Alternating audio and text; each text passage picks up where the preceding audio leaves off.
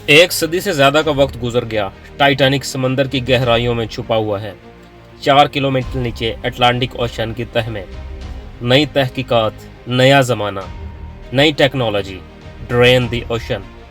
दोस्तों, ऐसी तहकीक इससे पहले कभी नहीं की गई।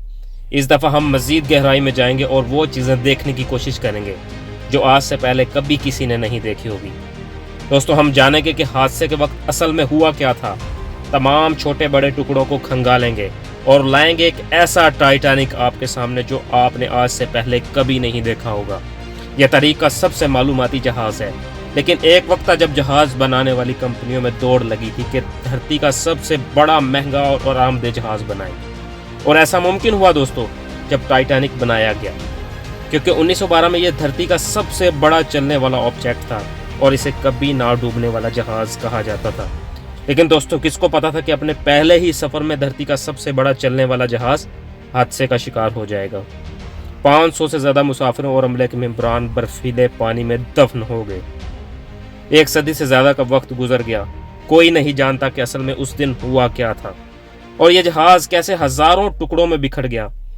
दोस्तों, इस वाकया के सैकड़ों ऐनी शाहिदीन हैं, लेकिन जब जहाज डूबा तो इस वक्त इतनी अफरा तफरी मची हुई थी तो कोई भी ऐनी शाहिदीन में से इस वसूख से नहीं बता सकता कि असल में उस वक्त हुआ क्या था।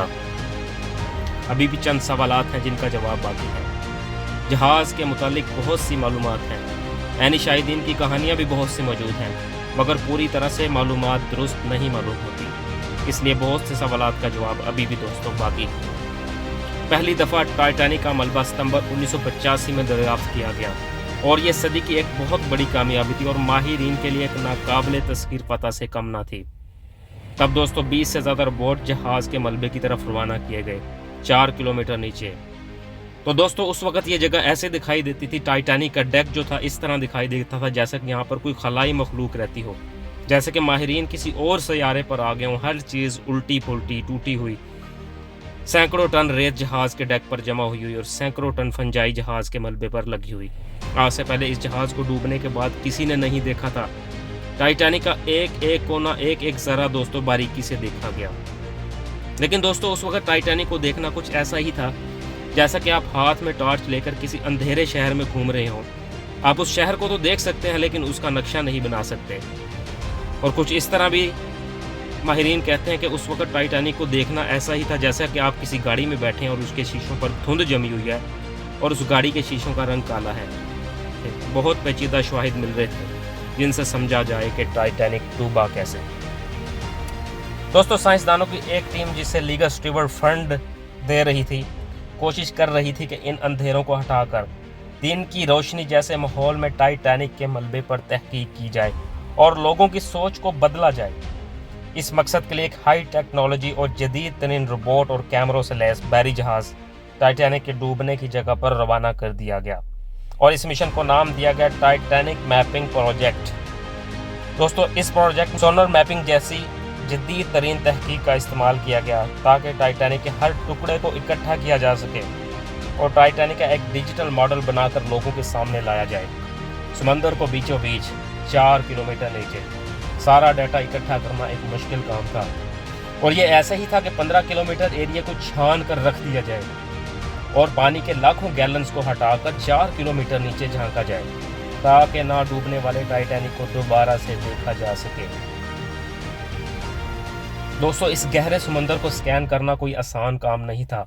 आप दोस्तों को 4 किलोमीटर नीचे पानी के बेहद ज़्यादा दबाव के साथ भेजना एक रिस्क से भरपूर काम था, लेकिन दोस्तों माहिरीन ने हर किस्म का खतरा मोल लेने की ठान ली थी।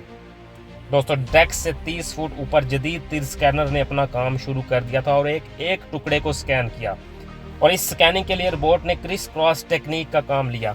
और दोस्तों, आप जानते हैं कि एक चक्कर में रोबोट 150 फीट के एरिया को कवर करता था और लाखों टुकड़ों का डाटा इकट्ठा किया। इसके बाद दोस्तों ROV इस्तेमाल किए गए। दोस्तों, ROV एक रिमोट कंट्रोल रोबोट्स होते हैं जो कि एक केबल की मदद से अटैच किए जाते हैं और इसको टाइटैनिक के अंदर दाखिल किया गया और लाखों तस्वीर और वीडियोस बनाई गई। हर दिन ये रोबोट ढेरों मालूमात लेकर वापस आते हैं। दोस्तों, कहा जाता है कि 160 घंटे से ज़्यादा की वीडियो रिकॉर्ड की गई जो कि तकरीबन 37 टेराबाइट डाटा से ज़्यादा बनता है। लेकिन अभी इन्हें मिला क्या, साइंसदानों को मिला क्या, अभी इसमें वक्त बाकी है। अगले पूरे हफ्ते दोस्तों माहिरीन इन फोटोज़ को और वीडियोज़ को बनाने में लगे रहे और यहाँ तक कि इस जदीद तरीन अल्ट्रा HD डाटा को इकट्ठा कर लिया गया और इस डाटा को जदीद तरीन टेक्नोलॉजी की मदद से जोड़कर रैक का एक कॉम्प्लेक्स मॉडल तैयार किया गया। दोस्तों साइंसदानों की टीम दिन रात कंप्यूटर स्क्रीन पर बैठकर टाइटैनिक के मॉडल को डिजिटल फॉर्म में जोड़ने लगी रही ताकि एक नए टाइटैनिक को जल्द से जल्द दुनिया के सामने लाया जा सके। इसी दौरान digital expert Bill Lang Titanic की लाखों तस्वीर को जोड़ने में मशगूल रहे और 6 माह से ज़्यादा अरसा तक इनकी टीम इस टास्क को मुकम्मल करने लगी रही। दोस्तों बिल के मुताबिक ये काम ऐसा ही था जैसा कि किसी टूटी हुई बोतल को कांच के टुकड़ों को दोबारा से फिर से एक एक टुकड़े को सही तरह से जोड़ा जा सके और ये बहुत ही मेहनत तलब और मुशक्क़त तलब काम था। इन अल्ट्रा HD इमेजेस और डिजिटलाइजेशन ने एक नया टाइटैनिक लाकर दुनिया के सामने खड़ा कर दिया। दोस्तों इस तमाम प्रोसेस में 4 साल से ज़्यादा का अरसा गुजर गया। अब माहिरीन समंदर की तह को मज़ीद बारीकी से समझने के काबिल हो गए थे और 1 सदी से ज़्यादा पुराने डूबे जहाज़ की मजबूत स्टील की दीवारें सूरज की रोशनी में लाने का वक्त आ गया था। अब बहुत से ऐसे शवाहिद मिलना शुरू हो गए थे जिनकी वजह से हादसा हुआ। यह था टाइटैनिक का ड्रेन ट्रैक प्रोजेक्ट। तारीख में पहली दफ़ा इतनी बारीकी से जहाज़ के मुतालिक तहकीक की गई। माहिरीन ने जहां टाइटैनिक डूबा था और जहां जहां टाइटैनिक का मलबा बिखरा हुआ था उस तमाम एरिया का एक नक्शा तैयार किया और उसकी बाउंड्रीज जो थी वो मुकर्रर कर दी और 1 सदी से ज़्यादा डूबे हुए रैक का मुशाहिदा करना शुरू कर दिया। दोस्तों कहा जाता है कि टाइटैनिक के टुकड़े 1.5 स्केल माइल से ज़्यादा के एरिया में फैले हुए थे और ये भी एक बात सामने आई है कि टाइटैनिक का अगला हिस्सा जहां पर डूबा हुआ है लेकिन टाइटैनिक का जो पिछला हिस्सा है उससे तकरीबन 1.5 से 2 किलोमीटर की दूरी के फासले पर पड़ा है। दोस्तों अब इस तहकीक ने बहुत सारे नए सवालात खड़े कर दिए गए थे कि आखिर टाइटैनिक का अगला हिस्सा इतनी दूर क्यों और पिछला हिस्सा इतनी दूर क्यों पड़ा है। दोस्तों कहा जाता है कि टाइटैनिक का जो अगला हिस्सा है वो तो अभी भी कुछ सही हालत में मौजूद है लेकिन टाइटैनिक का जो पीछे वाला हिस्सा है वो काफ़ी ज़्यादा टुकड़ों में तकसीम हो गया और उसका बहुत बुरा हाल है जिसकी वजह से बहुत ज़्यादा छोटे छोटे टुकड़ों में तकसीम हो गया। दोस्तों इस चीज़ का जवाब दिया बिल लैंग ने कि आखिर ऐसा क्यों हुआ, टाइटैनिक का पिछला हिस्सा पूरी तरह से बर्बाद क्यों हो गया। जब उन्होंने इस पर तहकीक गई टाइटैनिक के पिछले हिस्से का जो बुनियादी ढांचा था वो तो अभी तक कायम था लेकिन ढांचे के ऊपर जो स्टील की सख्त प्लेटें थी वो तिनकों की तरह कैसे बिखर गई। आइए दोस्तों जवाब देते हैं आपको इन बातों का। दोस्तों अब जैसे जैसे टाइटैनिक का डिजिटल मॉडल बनता जा रहा था वैसे वैसे नई नई तहकीकात और नई नई चीज़ें सामने आना शुरू हो गई थी। तो दोस्तों सबसे पहले जो साइंसदानों की चीज़ हाथ लगी वो क्या थी कि 300 फीट का शिगाफ। जी हाँ, टाइटैनिक के अगले हिस्से पर माहिरीन को मिला 300 फुट से ज़्यादा का शिगाफ और यहाँ पर रिवर्ट्स गायब थी। दोस्तों यहाँ पर हमें इस बात का जवाब मिला कि वाकई ही टाइटैनिक आइसबर्ग से टकराया था और उस वक्त वहाँ से जैसा कि हमने आपको पुरानी वीडियो में बताया है कि टाइटैनिक की रिवर्ट्स निकल गई जिनकी वजह से टाइटैनिक की प्लेटें सरक गई और जहाज़ में पानी दाखिल होना शुरू हो गया। दोस्तों कहा जाता है कि पानी इतनी रफ्तार से दाखिल हुआ तो इस चीज़ का साइंसदानों ने जवाब दिया कि 1400 लीटर पानी फी सेकंड जहाज़ में भरता गया। तो जैसे जैसे जहाज़ में पानी करता गया 4 कंपार्टमेंट्स में पानी भरा, फिर 5 कंपार्टमेंट्स में पानी भरा। तो दोस्तों पानी के भरने के साथ साथ जो जहाज़ था आगे की तरफ झुकता गया और पीछे की तरफ से उठ गया। ये तो थ्योरी जो आज सारी दुनिया जानती है कि जहाज़ सतह के ऊपर ही टूट गया था। लेकिन दोस्तों जब बारी आई पिछले हिस्से को स्टडी करने की तो ये पिछला हिस्सा टाइटैनिक के अगले हिस्से से तकरीबन 2 किलोमीटर दूर के फासले पर पड़ा हुआ था। और ऐसा क्यों हुआ? दोस्तों एक थ्योरी तो ये है कि टाइटैनिक के अगले हिस्से में पानी भरा और जहाज़ आगे की तरफ झुकता गया और पूरे कंपार्टमेंट्स में पानी भरने की वजह से जहाज़ का पिछला हिस्सा ऊपर की तरफ से उठ गया। लेकिन यहाँ तो दोस्तों कहानी ही अलग है।